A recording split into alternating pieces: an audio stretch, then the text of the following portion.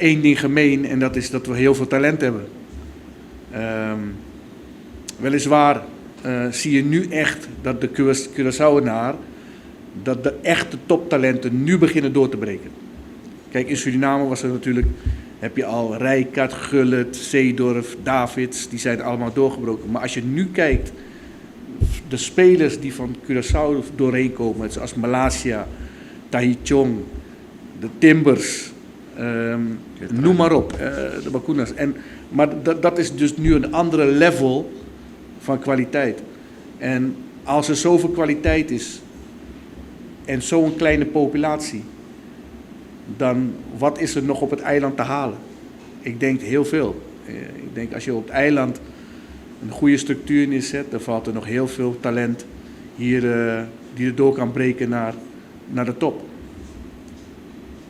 Dus met andere woorden, de volgende Messi komt uit Bandabau.